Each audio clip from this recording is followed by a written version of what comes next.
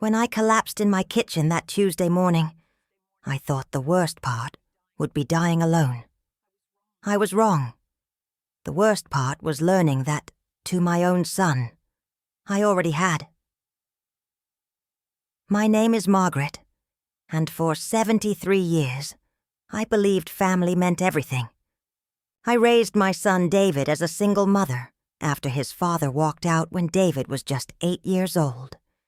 His father left us with nothing but empty promises and a stack of unpaid bills.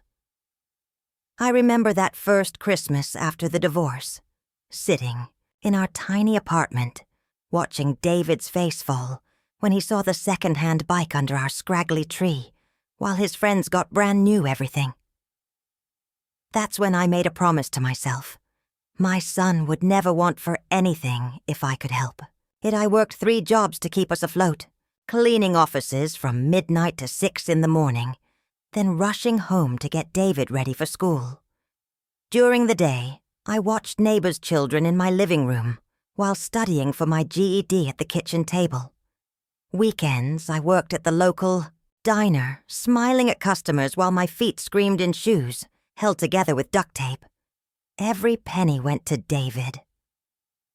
When he outgrew his clothes, I shopped at thrift stores for myself but bought him new. When he wanted to join Little League, I picked up extra shifts to pay for equipment. When he was invited to birthday parties, I made sure he never showed up empty-handed, even if it meant eating ramen for a week. The sacrifice felt worth it when I watched him graduate high school as valedictorian.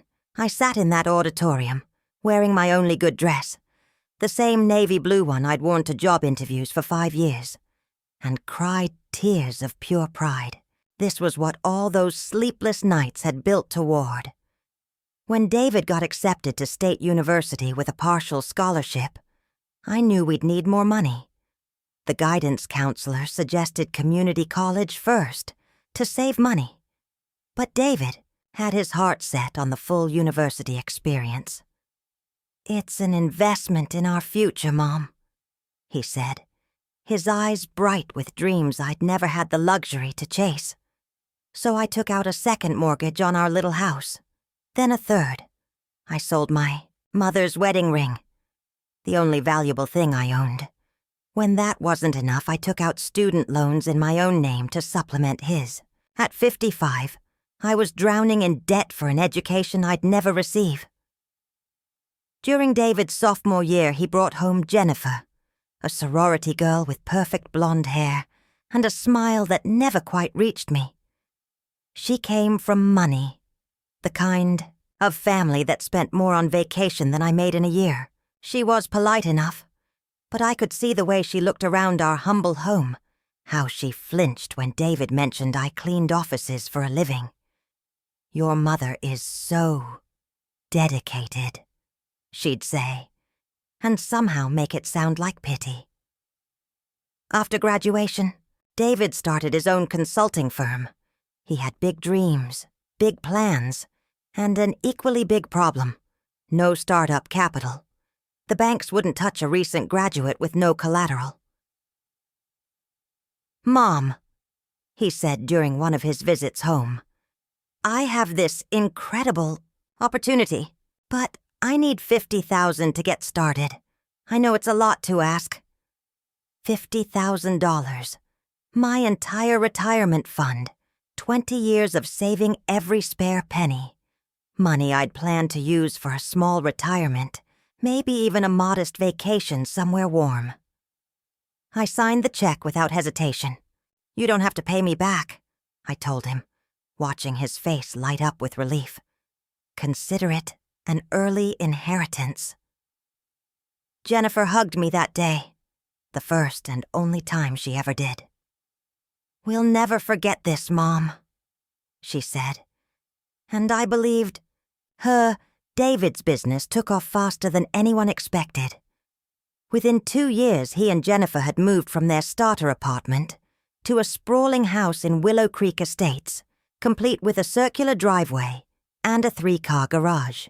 Jennifer quit her job to focus on networking and volunteer work. which seemed to involve a lot of expensive lunches and spa days. They had 2 beautiful children, Emma and Michael. I was over the moon to become a grandmother, already planning all the ways I'd spoil them the way I'd spoiled their father. But something changed after the children arrived. My calls went unanswered for days. When I'd finally reach David, he'd sound distracted, hurried. "Things are crazy here, Mom.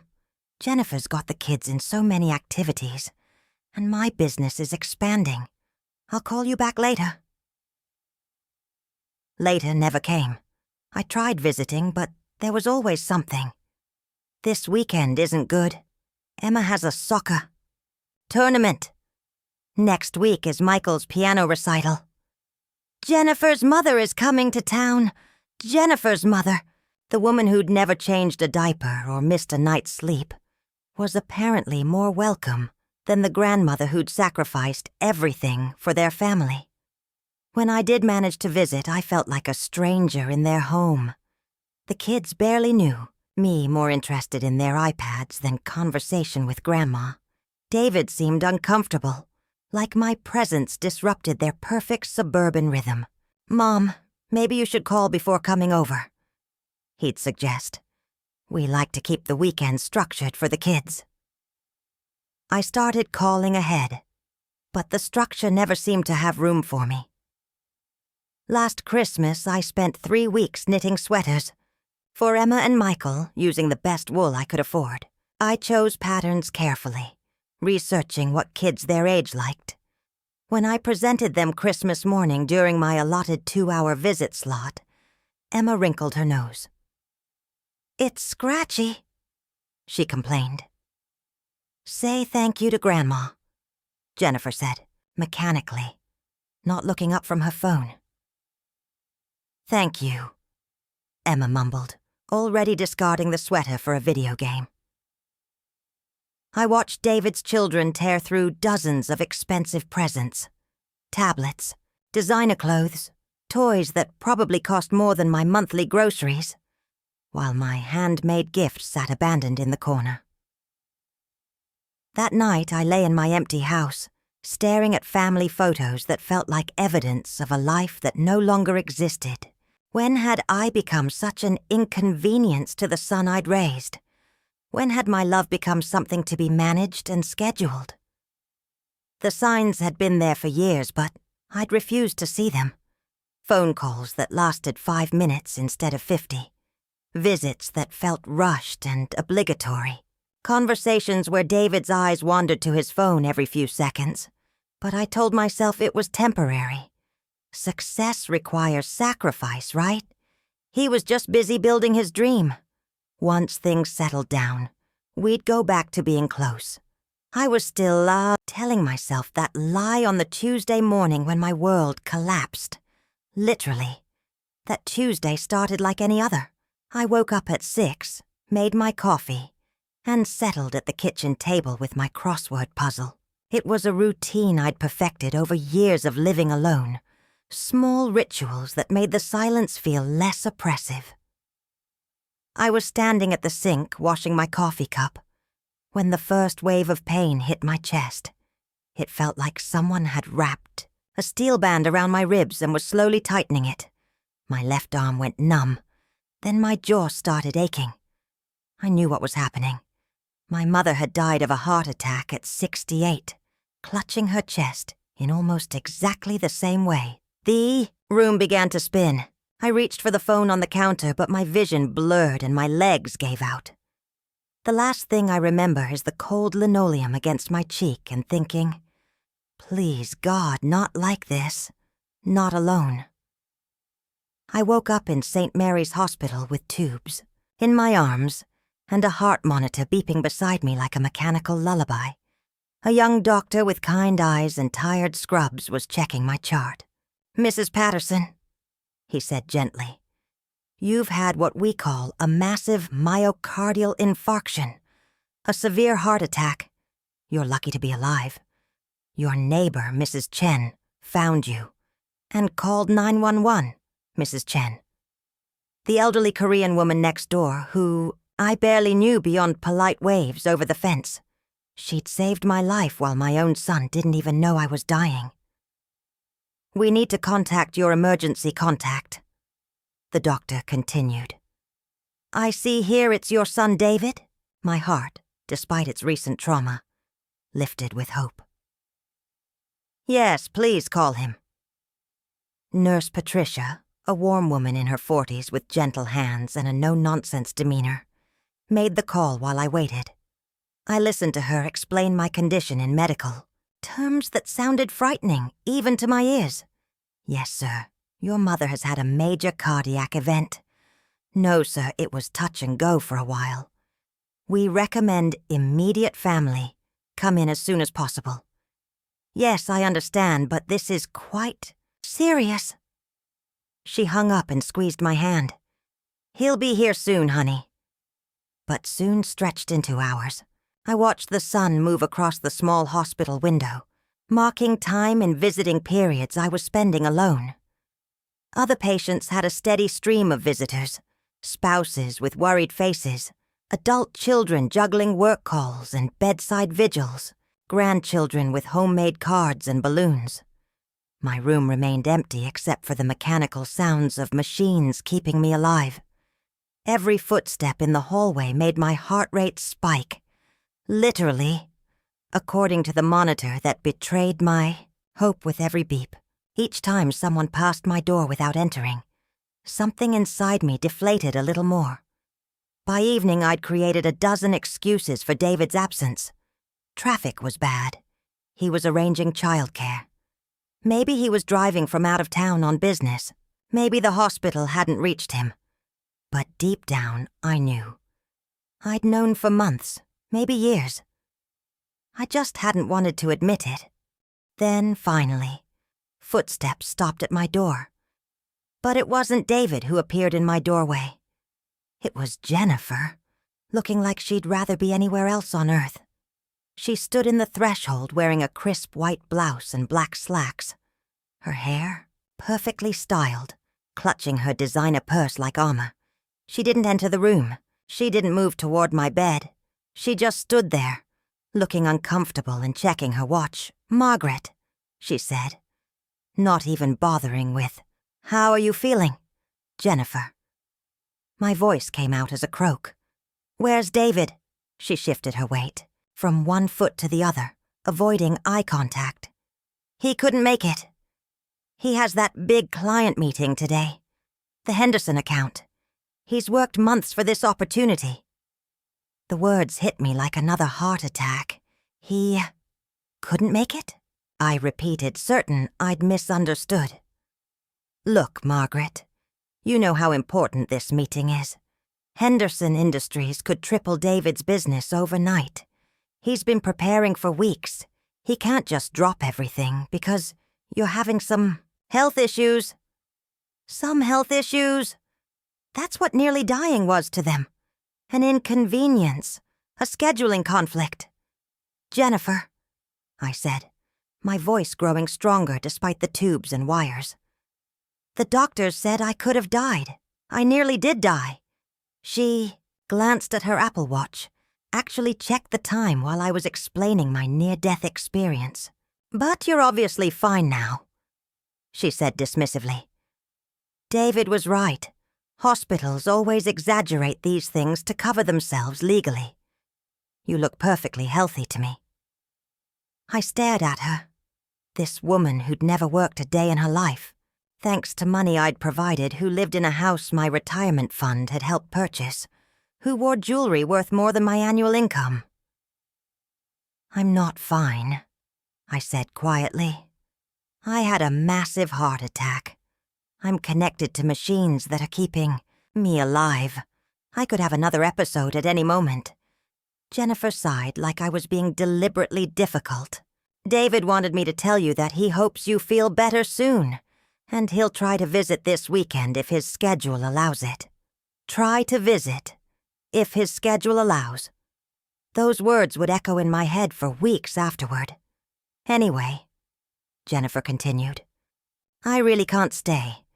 I have to pick up Emma and Michael from soccer practice, and then we have dinner reservations at Le Bernardin. It's our anniversary. Their anniversary. They were celebrating their marriage while I lay dying, and somehow that took precedence over checking if the woman who'd made their life possible was still breathing. "Tell David." I started, then stopped. What was there to say? That I loved him, that I was scared, that I needed him. I'd been saying those things for years, and they'd fallen on deaf ears. "Never mind," I whispered. Jennifer nodded briskly, relieved to be dismissed. "Feel better, Margaret." And then she was gone, leaving me alone with the beeping machines and the crushing realization that the person I'd loved most in the world loved me least. After Jennifer left, I lay in that hospital bed staring at the ceiling, feeling something fundamental shift inside me. It wasn't just another emotion. It was like watching a structure I'd spent decades building suddenly collapse. My son, my only child, the person I'd devoted my entire life to raising and supporting, couldn't spare 2 hours to see if I was still alive. But a business meeting, that was sacred time. The irony wasn't lost on me. I'd had dozens of important meetings in my life. Job interviews that could have changed our financial situation. Performance reviews that determined raises we desperately needed. But if David had been sick, if David had needed me, those meetings wouldn't have mattered. Nothing would have mattered except being by his side. I thought about all the times I'd dropped everything for him. When he had appendicitis at 12, I slept in a hospital chair for 3 days, holding his hand every time he woke up, scared and disoriented. I'd used all my vacation time and called in favors to stay with him. When he broke his leg during high school football, I rearranged my work schedule for months to drive him to physical therapy 3 times a week. I'd sit in that waiting room doing crossword puzzles for 2 hours, just so he wouldn't have to take the bus with his crutches. When his business was failing in its 2nd year, I didn't just give him money. I co-signed loans that I'm still paying, off at 73. I put my house up as collateral for a business I knew nothing about, trusting his judgment completely. When Jennifer was pregnant with Emma and had complications, who did David call at midnight, panicking? Not his successful father-in-law with all his connections. Not Jennifer's mother with her army of hired help. He called me, and I drove 4 hours through a storm to stay with them for 2 weeks, cooking meals, doing laundry, and holding Jennifer's hand through her bed rest. And when Emma had her first heartbreak at 13, her middle school boyfriend broke up with her over text. Who did she call sobbing? Not her parents, who were too busy with work and social obligations. She called me, and I drove through a snowstorm to hold her while she cried, making hot chocolate and listening to her pour out her 12-year-old heart for 3 hours. But now, when I was the one who needed someone, when I was the one facing the possibility of never waking up again, David couldn't reschedule a meeting. Nurse Patricia came in around dinner time with a tray of food I had no appetite for. She must have noticed something in my face because she pulled up the chair beside my bed.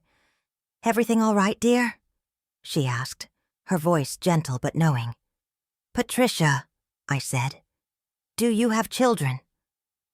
"3 of them, all grown now, with kids of their own. If you were lying in this bed, would they have come?" She didn't hesitate for even a second. "Honey, they would have broken down doors to get here. My youngest lives in California, and when I had my gallbladder out last year, routine surgery, nothing life-threatening. He was on the next plane. Slept in that uncomfortable chair for 2 nights just to make sure I was okay." I felt tears starting to form, but she wasn't finished. And if any of them hadn't come when I was in real danger, if they'd sent their spouse with some excuse about work being more important, she shook her head firmly, I would have known I'd raised them wrong somewhere along the way. But she was wrong about that last part. I hadn't failed as a mother. I'd succeeded too well, in all the wrong ways. I'd taught David that my love was unconditional, meaning he never had to earn it, never had to reciprocate it, never had to maintain it. I taught him that I would always be there no matter how he treated me, that I was a constant he never had to worry about losing. I taught him to take me for granted, and he'd been an exceptional student. Every sacrifice I'd made, every boundary I'd failed to set, every time I'd accepted less than I deserved, it had all led to this moment, to my son choosing money over his mother's life. That night, lying in the darkness with only the sounds of medical equipment for company, I made a decision that should have been heartbreaking, but instead felt like the first full breath I'd taken.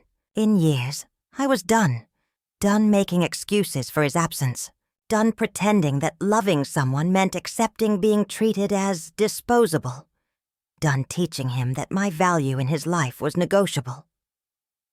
The next morning, I called my lawyer from my hospital bed.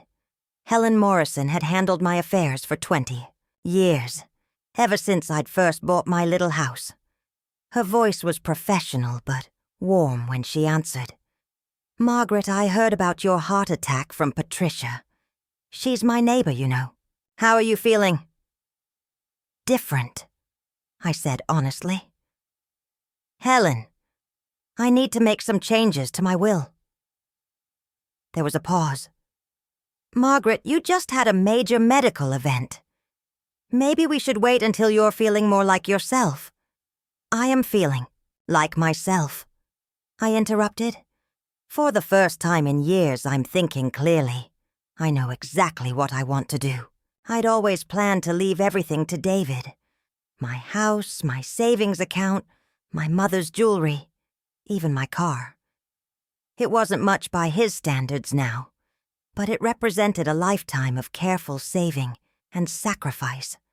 But lying there in that hospital bed, I realized I'd been planning to leave my legacy to someone who'd already shown me exactly how much I was worth to him, and it wasn't much. "I want to establish a scholarship fund," I told Helen, "for single mothers going back to school, women who are trying to build better lives for their children." "That's a wonderful idea. How much did you want to allocate to the fund?" "Everything," I said. "My savings, the life insurance policy, the proceeds, from the house when it sells." "Margaret, that's your entire estate. What about David?" "David has already received his inheritance. 50,000 for his business, plus all the years I paid for his education, his activities, his lifestyle, while he was growing up. He's gotten far more from me than most children ever receive from their parents." "Are you sure about this? It's a big decision." "Helen, let me ask you something. If your daughter was lying in a hospital bed after nearly dying, would she send her husband to check on you while she attended a business meeting?" Helen was quiet for a moment. "No," she said finally. "She'd be there holding my hand." "Exactly. I want to leave my legacy to people who understand the value of showing up." But that wasn't the only change I made. I also asked Helen to prepare a letter to be delivered to David along with the will when the time came. I wanted him to understand why, to know that this wasn't a momentary decision made in anger, but a thoughtful choice based on years of being taken for granted. I also made another decision. I asked Helen to remove David as my emergency contact and my healthcare proxy. Patricia had mentioned that her eldest daughter, a nurse like her, lived just 20 minutes away and had volunteered to check on me regularly. I want someone who will actually show up if something happens to me, I explained. When I was released from the hospital 3 days later, something miraculous happened. The community I'd forgotten existed while I was focused entirely on my absent son suddenly became visible. Patricia had told her book club about my situation, and these women Strangers, really, had organized a meal train for my first week home. Every day someone knocked on my door with homemade soup, fresh bread, casseroles that actually tasted like love. Mrs. Chen, my neighbor who'd saved my life, started joining me for morning coffee. I learned that she'd been a widow for 3 years, that her own children lived across the country, that she understood the particular loneliness of having family who felt more like distant acquaintances. Family, she said in her careful English, is not always blood. Sometimes family is who shows up. The ladies from my old church, women I'd lost touch with because I was always too busy worrying about David, heard about my heart attack through the small-town grapevine and showed up with flowers, prayers, and genuine concern. For the first time in years, my phone rang multiple times a day, not with crisis calls from David needing money or favors, but with friends checking on me, inviting me places, sharing their own stories and struggles. I joined Patricia's book club, where we read novels about women finding their strength after loss. I started volunteering at the literacy center, helping other women my age learn to read. Women who'd spent their lives caring for everyone else and never had time for their own education. I took up gardening seriously for the first time, turning my backyard into something beautiful instead of just functional. When I needed help moving heavy bags of soil, 3 neighbors appeared without being asked. For weeks, I felt lighter than I had in years. Then David finally called. "Mom?" His voice sounded strange, uncertain. "Jennifer said you were in the hospital. Sorry I couldn't make it. You know how crazy things get with the Henderson account. But you're okay now, right?" I took a deep breath. "I'm better than I've been in a very long time." "Great. Listen, Jennifer and I were talking, and we think it might be time for you to consider selling the house. It's getting too big for you to maintain alone, and the neighborhood's going downhill. We could help you find a nice senior community, maybe something closer to us so we could visit more often." The audacity took my breath away. He was planning my life around his convenience, just like always, while simultaneously lying about, visiting more often. "David," I interrupted, "I need to tell you something." I told him about the will changes, about the scholarship fund, about removing him as my emergency contact, about leaving the house to Patricia's daughter, who'd been checking on me daily since my heart attack. The silence stretched so long, I thought the call had dropped. "You can't be serious," he finally said, his voice rising with panic I'd never heard before. "Mom, you're being ridiculous. So I missed one hospital visit. You're fine now, aren't you? You can't disinherit me over something so petty." "David," I said calmly, "I nearly died. The doctor said I was minutes away from death when the paramedics found me. And you chose a business meeting over finding out if your mother was still alive. It was an important meeting. You don't understand the pressure I'm under, the responsibilities I have. I can't just drop everything every time you have a little health scare." "A little health scare?" "You're right," I said. I don't understand. I don't understand how the son I raised, who I sacrificed everything for, could consider his mother's near-death experience an inconvenience. Don't be so dramatic, Mom. You're fine." "I am fine," I agreed. "For the first time in a very long time, I'm fine. I'm surrounded by people who actually care whether I live or die. I have friends who show up when I need them. I have a community that values me." "What's that supposed to mean?" "It means you taught me something valuable, David. You taught me the difference between people who love you and people who show up for you. Sometimes they're the same people. Sometimes they're not." That was 8 months ago. David has called 4 times since then, 3 times to ask if I'd come to my senses about the will, and once to inform me that Jennifer was pregnant again, and they'd need help with childcare. I congratulated him on the pregnancy and told him I was sure Jennifer's mother would be thrilled to help. I haven't heard from Jennifer at all, and I haven't seen my grandchildren. That hurts more than I expected, but I've learned that being someone's occasional convenience isn't the same as being their grandmother. But my life has become richer than I ever imagined it could be at 73. My garden has become legendary. In the neighborhood, people walk by just to see what's blooming. My book club meets here every Thursday, and we've expanded to include a monthly potluck where we invite other women from the community. I volunteer at the Literacy Center 3 times a week, and I've started a support group for single mothers trying to go back to school. We call ourselves the Phoenix Club, women rising from the ashes of lives that weren't working. I've made more genuine connections in these 8 months than I had in the previous 8 years. I have people who call just to say hello, who invite me to their family gatherings, who include me in their holiday traditions.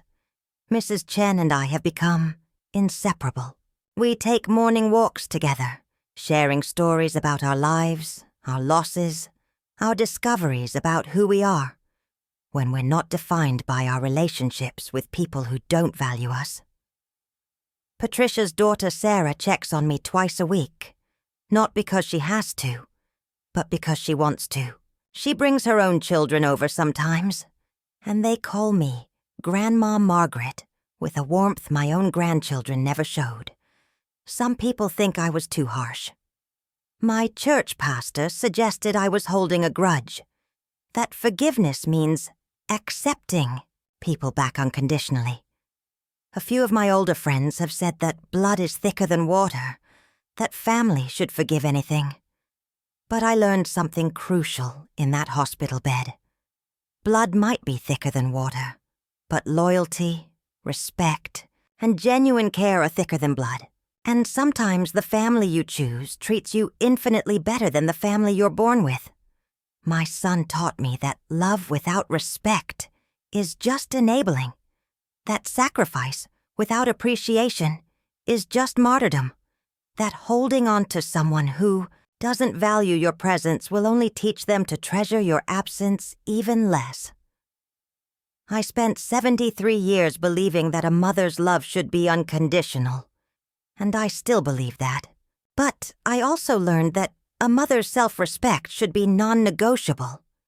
If someone in your life treats your love like a given instead of a gift, if they schedule you around their convenience instead of making you a priority, if they send representatives instead of showing up themselves when you need them most, maybe it's time to stop giving your love away so freely.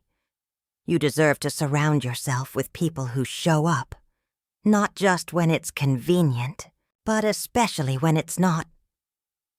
The hardest lesson I ever learned was that sometimes the most loving thing you can do for yourself, and even for them, is to let someone experience the natural consequences of losing you. Because here's what I know now.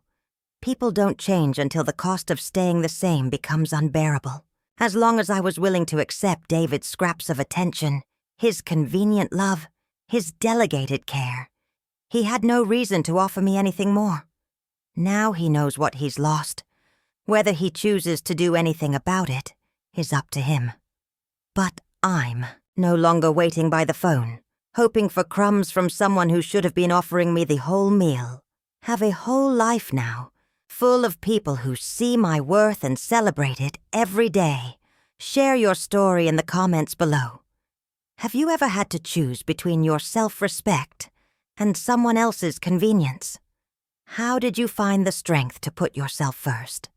What did you discover about yourself when you stopped accepting less than you deserved?